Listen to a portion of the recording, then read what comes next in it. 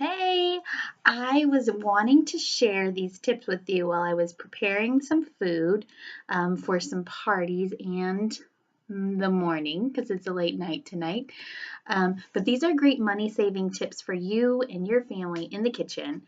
I was making this recipe and I will post it in the comments below because it is pretty delicious. Um, it's great. It's fun for kids to make, but it's also really good for adults. They're called Fruity French Toast Roll-Ups. And what we do is even you can make it into like a dessert. And instead of doing the cornflake cereal crust on the outside, like the recipe says, you do cinnamon and sugar. And in the inside, you can even do Nutella and fresh fruit, cream cheese or fresh fruit, and it's scrumptious. But here's the thing. What the recipe says is to take like a loaf of white bread and cut all the crust off, which I've done here with our awesome bread knife. I use the color-coded one and it works amazing. But then as you cut like a whole loaf of bread with all the crust, I don't want to waste food. So to save that, what I did was I simply took the crusted bread and then I made them into croutons. And it's so easy because all you had to do was cut the like rectangles into squares. And then I used our kitchen spritzer. And this kitchen spritzer, if you've had the old ones in the past, please do not base it off of those ones because those ones are old for a reason. They didn't work and it redesigned it. So they kept on trying to make the best one. And I've had this for 3 years and have not had a problem with it at all. Mainly because at the end there's a filter. There you go. And then the pump, what you do is you just pump it. And the kitchen spritzer, for those who may have not used one before, is basically the concept of like a nonstick spray. However, there's no chemicals in it or aerosol. You can use whatever oil you want, excluding coconut oil, because that does solidify. And you don't get the buildup on your pans. So when you buy the ones in the store, they actually leave a buildup on your pans, which will ruin them, and this one doesn't. So after pumping, you simply spray, and it's just like the nonstick ones you spray in the store. So here's a double money saving tip. You pay for this one time, fill it up for like cents to the dollar with whatever oil you want, and then you have your own nonstick spray. We also use it to make croutons. I just spray the bread and then sprinkle it with some garlic powder.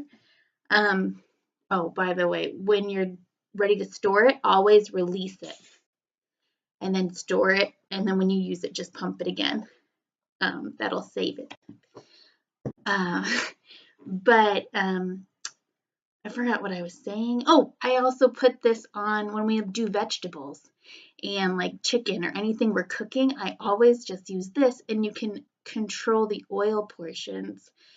You can also use it for like vinegars, and I've seen somebody put vinegar and water in it and spray their fruit so it doesn't turn brown.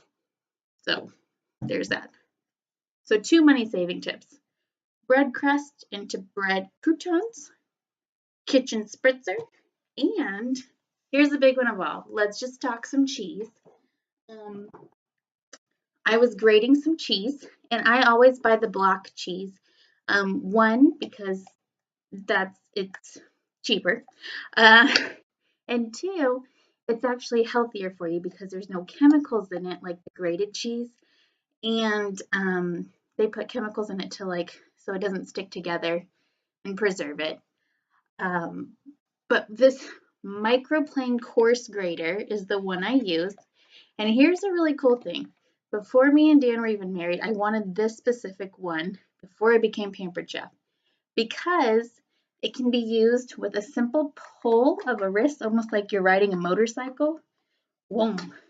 It can be flat or it can go into a box grater mode.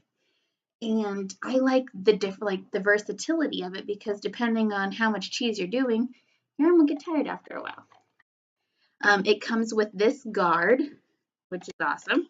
And how it works is you would cut off a chunk of cheese, stick it in there. It has prongs. Pull it up. This comes high, and as you press down, the cheese grates. so you don't waste anything and there's no bloody knuckles. Perfect. The other money saving tip about buying block cheese, yes, it's healthier. 2, you get more.